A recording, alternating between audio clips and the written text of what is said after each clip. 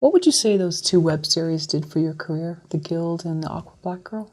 They just put me on the map, I believe, in terms of exposure. Even at that time, I had just done season 2 of Awkward Black Girl. I had just done season 6 of The Guild. And then I got a call from my commercial agent. At this point, I did not have a theatrical agent. And they said, hey, the casting director, Arrested Development is coming back. And the casting director wants to offer you a small role. And I said, what? How do they even know about me? I'm not auditioning for TV shows or films right now.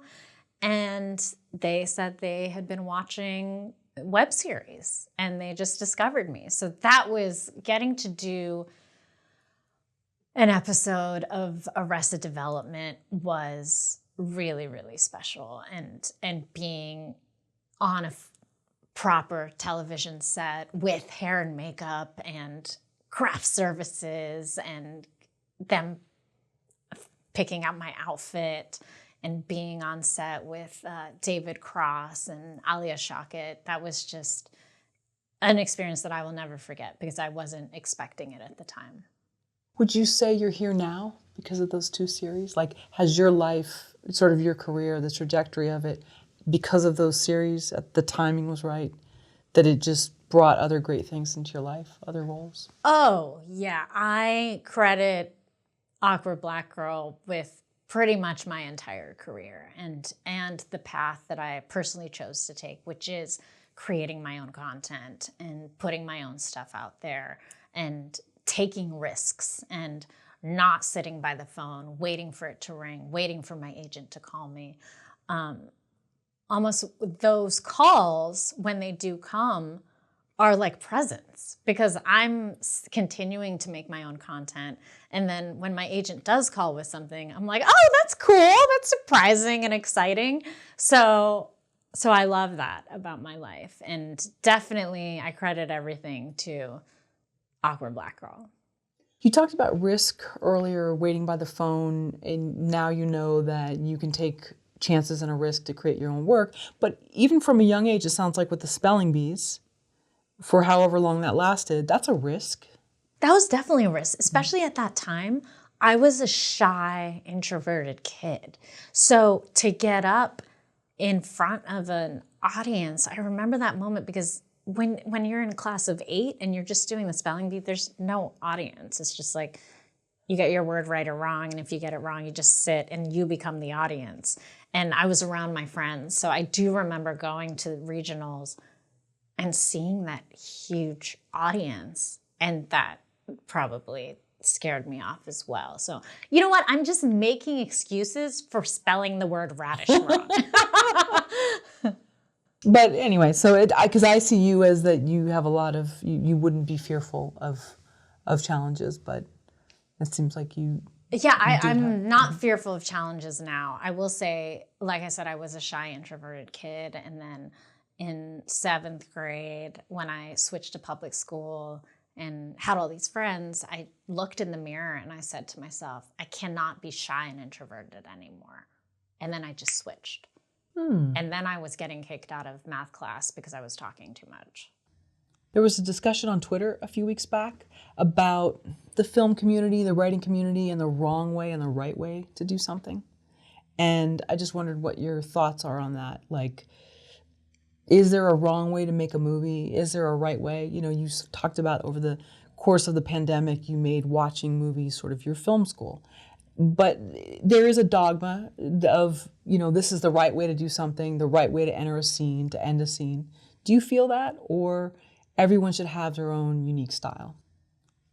I don't feel like there's a right or a wrong way. I think there are greats that have come before us that we can learn a lot from, and they all have their own styles. And if you're watching something like David Lynch and Twin Peaks, you notice that he tends to break the rules and go into melodrama, which was like the best part about Twin Peaks. I just loved it so much. But then you watch something like Goodfellas, and that feels like what a film buff would say is the right way to make a movie. But I think I just love all kinds of movies, and especially if you watch international films. If you watch something that I'm really inspired by is Satyajit Ray, who is a Bengali filmmaker. I'm also Bengali, and he won an honorary Oscar in the 80s or the 90s. And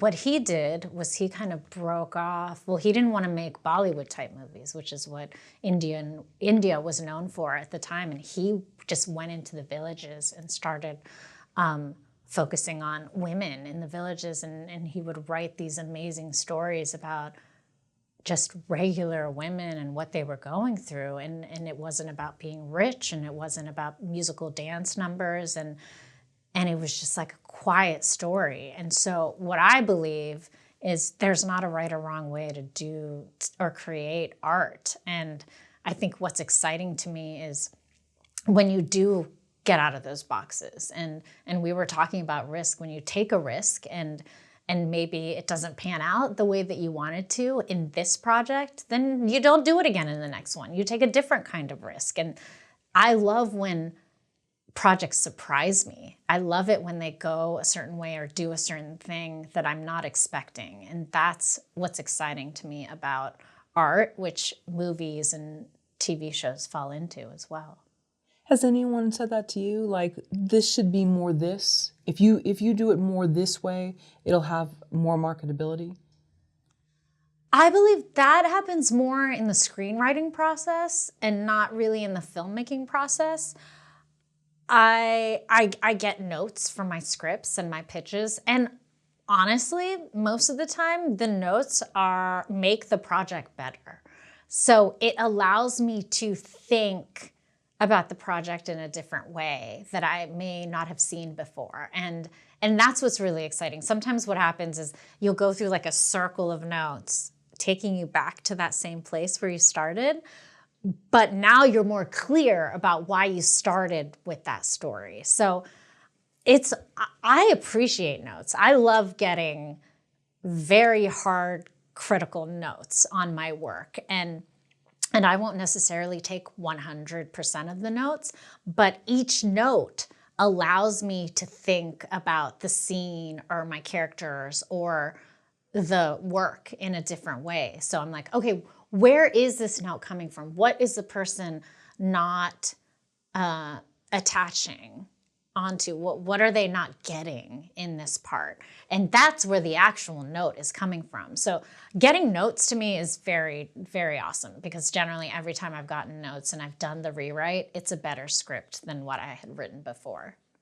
Did anybody give you notes with definition, please? Like, can you make it go more in this direction and then we'll have more marketability for it? Because it's really just a story about, being a young person, whether you want to leave the nest or stay in your small town. It doesn't have to be Bollywood. It was just an experience that happened to be different cultures that all came together and knew each other from high school. Yeah, I got one note that I got, I believe it was during the script process, was someone needs to die. Like, it needs to be in this climax moment, like one of the family members needs to die. And I was like, I don't think so. I don't think that needs to happen. I'm really just trying to, make it a slice of life. And this could be any family. It just happens to be a South Asian American family in the center of it all. And that's what was exciting to me, just to show Indian Americans as normal people, just like everyone else. I think mostly when I soft pitched it around to production companies that I already had relationships with, they all said that it was too small of a film for them to take on, without really giving me any notes in terms of like, oh, if you made it like this, maybe we could shoot it. But I understood that pass, or that, that rejection per se, because it is a small film, and it's about, there's no explosions and there's no, big special effects or anything. So it's not one of the 5 studio films that a big studio would make. But I wanted to make this for myself, just to just to get a story out there that I had never seen before on screen. Do you see that ever though in the film industry, or with film and TV writing, screenwriting, that there's definite like this is the wrong way, this is the right way? I think there's definitely a formula to telling big budget films. So if you're writing a big budget film for a studio, then there is absolutely a correct way to do that. And I don't know if you guys have read Thomas Lennon's book called How to Write Movies and Make Profit. How to make movies for fun and profit, and fun is crossed out. And one of the first things that he says in the book is, if you're making a movie for Sundance, you need to put this book down. And gives really explicit instructions on how to write and create a studio film. And I just love the book because I have applied it to my indie films that aren't necessarily studio films, but it's also a really easy read, and it's funny, and it's fun to get through, and it's awesome to hear his experiences and stories as a studio screenwriter, as opposed to me, who's writing for indie films. But yes, I do believe that there is a correct way to write a studio film with certain beats and certain explosions and certain moments that happen between the stars of the film that you have to have in there, or else those stars won't do the film.